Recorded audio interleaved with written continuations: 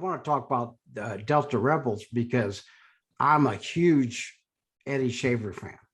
Oh, Yeah, wow. I mean, I first saw them on Conan O'Brien. I think it was '94, and they were on there and did Georgia on a Fast Train.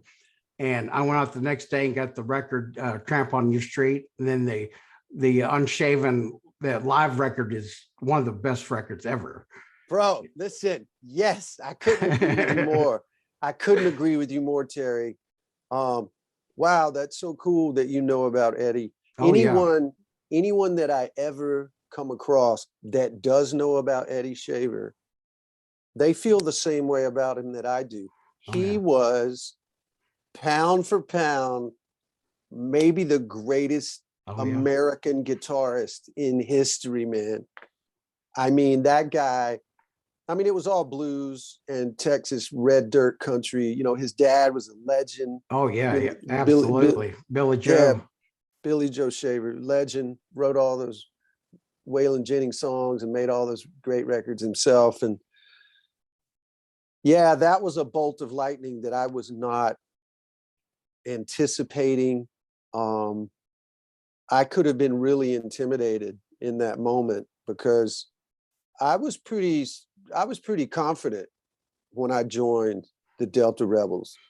I didn't know who the other guitar player was going to be, and you know, it didn't even matter. I was thinking, well, I'm going to be the lead guitar player. I hope this guy's comfortable playing rhythm, you know. And I mean, you know, forgive me for being redundant, Terry, because I've told the story a few times, but it was one of the most pivotal days in my whole musical life to go to Memphis for the very first rehearsal. It's the first time all 5 band members were going to be there. I was early, definitely on time, set up my stuff, I think I had a red Kramer with a Floyd Rose on it, you know. And I had a rack with some effects in it and a bunch of pedals on the floor. Well, the singer, R.T. Scott, he's there. My drummer, Eddie Boyd, he's there. James Flynn, the bass player, who was R.T.'s age, they had been in bands together in Memphis. So the 4 of us are there. This Eddie guy is late. And, you know, so R.T.'s like, well, let's just jam. Let's play some of the songs. Let's work on some of the stuff. So, man, we played for half an hour, still no Eddie. And finally, we're playing, the door opens, and this guy comes walking in. I swear to God, I thought he was like a roadie, like a guitar roadie. He had on a beat-up leather jacket, these cool as shit boots, but they were just beat to hell. He had a gig bag over his shoulder and a cigarette dangling out of his mouth.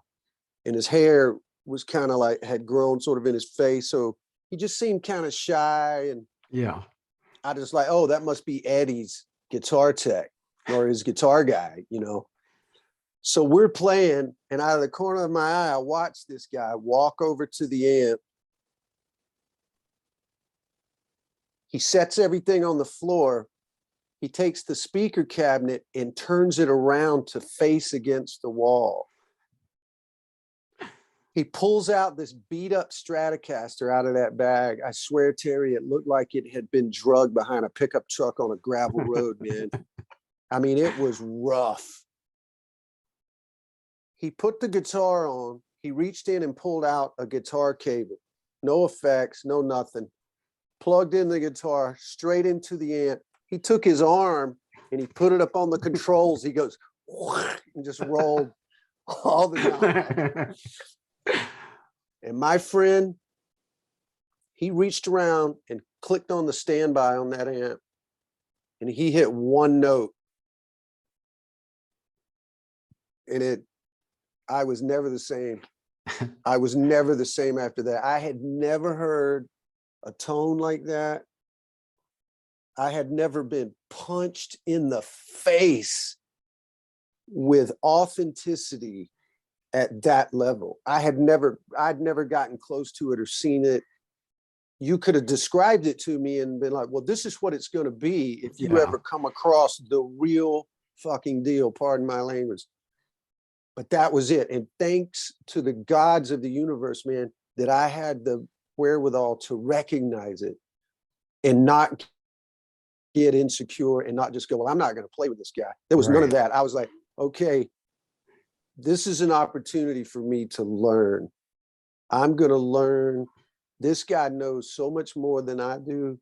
If he would just be my friend, you know, and true to that hope, that's exactly what happened, man. We became great friends, and pivotal moment for me, buddy. Pivotal. Oh, I bet. It changed my guitar playing. It changed my sound. It changed my focus. It changed my commitment to doing whatever I could do to be authentic myself. And I had a lot to learn at that point, man. So really grateful for that.